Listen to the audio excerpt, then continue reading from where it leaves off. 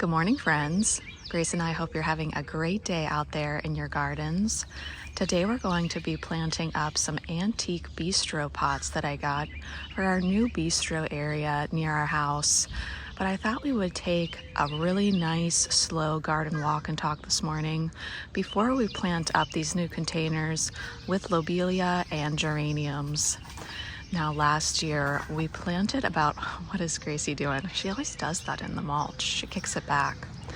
Last fall, we planted approximately 40 gladiator alliums back here near the outdoor dining room, and I'm beyond thrilled with the result of that planting.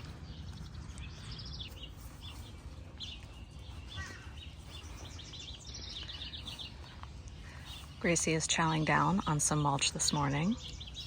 I'm also thankful that we decided to keep the pear tree. It has been getting fire blight, but Nick convinced me to keep it for one more year. And it really does frame this area beautifully.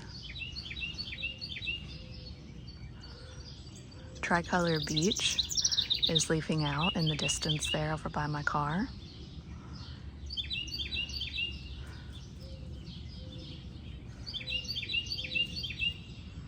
There are two varying shades of Sweet Rocket blooming in the hydrangea annex at the moment. And you can see the Coosa dogwood has just started to bloom. Fernleaf bleeding heart and old-fashioned bleeding heart are blooming in this garden. There's our old-fashioned bleeding heart. And there's the fernleaf.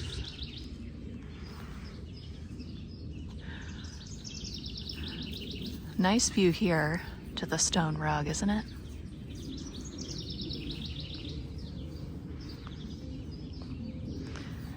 Here's the tricolor beech, glistening in the morning sun.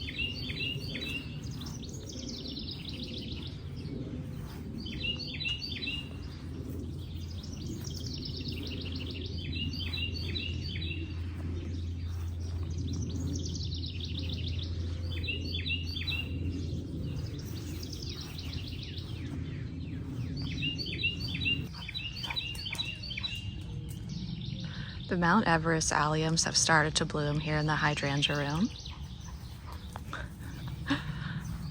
You can see that Gracie has lost track of the mulch that I just threw down for her. Where is it, Gracie?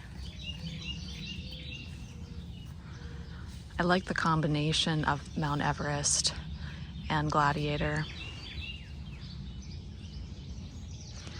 The Mount Everest alliums just sparkle in the sunshine.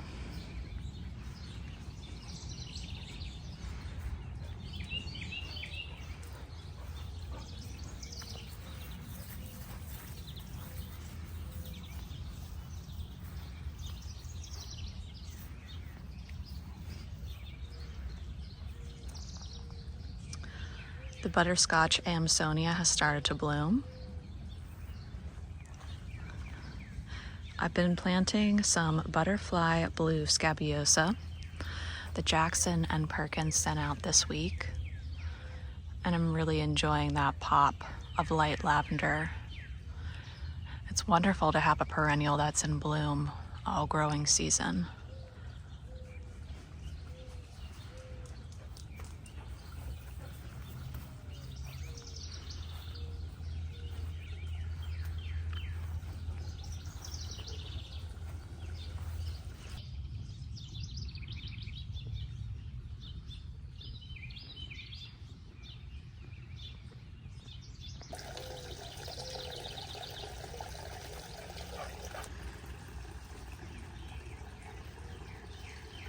Since our last walk and talk, I've removed the majority of the tulips from the main flower walk. I have a brand new idea of what I want to do with spring bulbs this coming fall, and it involves a lot more fritillarias. But we do have some beautiful foxglove in bloom this week. These are tucked in underneath the limelight hydrangea. I picked up this David Austin rose the other day. I think it's called, I think it was Elizabeth.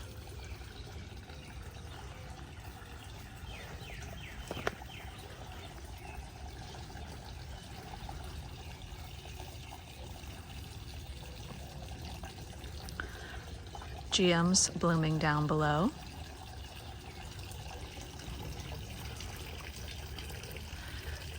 And we also have our snowball viburnum blooming in the background.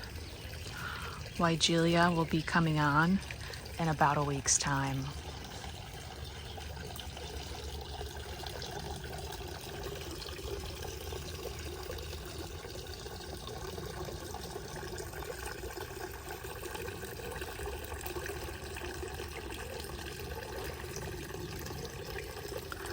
The climbing hydrangeas are starting to make their way up and maybe even over the roof line of the garage.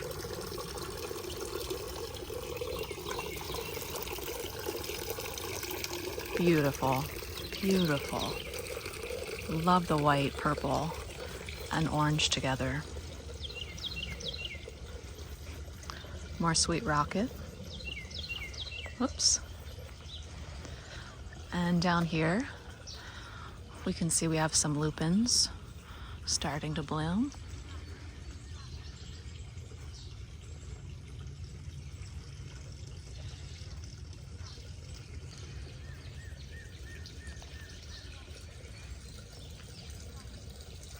There's some cotton candy thalictrum here. It's not quite fully open in this area that does receive a little more shade. But I think if we walk down a while and get close to this crabapple tree, I have some in full bloom, and it is such a wonderful perennial. I've had it for 3 years, and I noticed that last year it got powdery mildew, and I had to cut it back down to the ground. This year, as I'm harvesting for the flower stand, I'm trying to give it a little more air. So you can see I used a lot of Solomon seal at the stand this week for Mother's Day. So I just tried to cut right here and give this thalictrum a little bit more room. But, you know, the color is fantastic. Is it pink? Is it purple? What are you seeing on your screen? I'm thinking it's more purple than pink. The Siberian iris are from my grandma's garden. And let me turn you this way.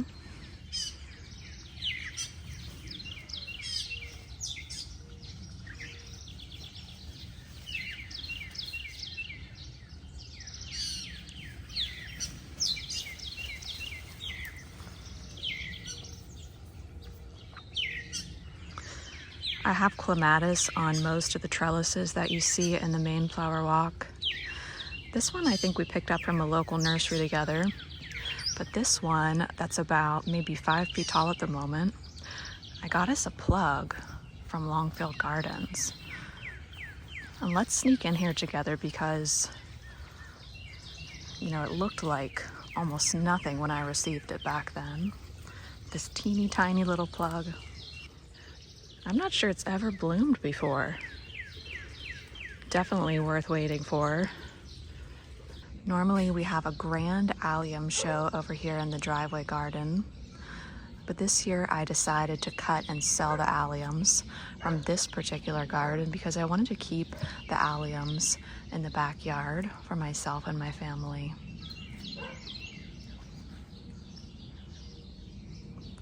We do have some azaleas in bloom in this garden.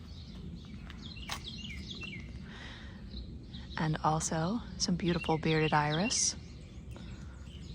I brought these over from our old house. The instant boxwood hedge is looking fantastic, and my husband and I decided that we like the look of it untrimmed. And we're just gonna leave it like this. I love the more natural appearance of boxwood. I'm so thankful to see that all of the hydrangeas came back healthy and strong. I was a little worried about the one here. As I put Christmas lights on them this year, this one seemed to be really leaning almost out of the ground, so I may need to actually pop that plant out of the ground in the fall and replant it in a more upright position because I'm not exactly sure what happened there.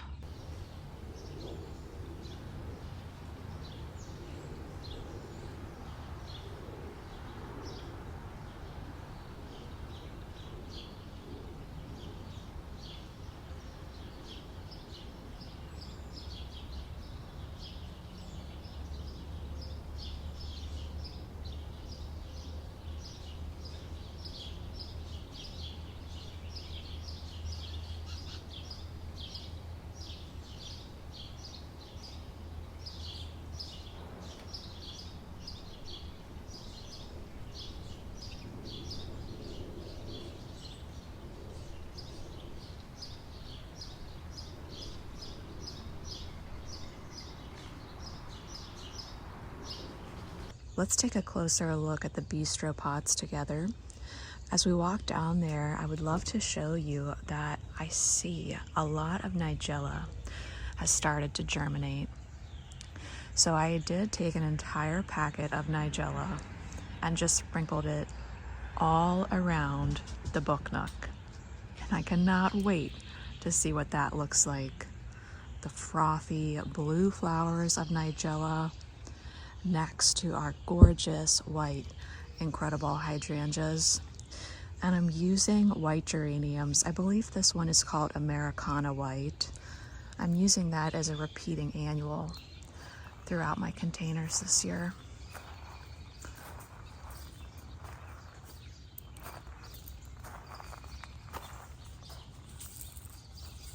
I'm gonna leave the pansies and violas in the Henry Studio pots for as long as possible. These pots do have cascading hydrangeas. The blue one I think is called Fresco in the pots also.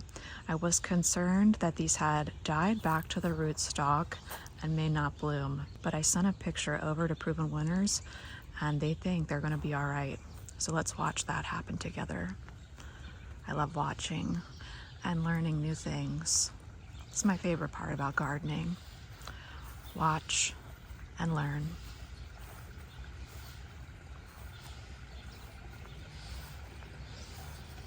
So it's Mother's Day right now. And usually what I like to do on Mother's Day, or the week of Mother's Day, is head over to our local antique store and see if I can find any treasures. Earlier this week, I found this pot with roses and lions for $22. And I think it was only $22 because it has a minor crack on the back, but who cares, right? So I stuck 4 geraniums in that one. And then the urns I got from a different antique store. I can link the antique stores if you like.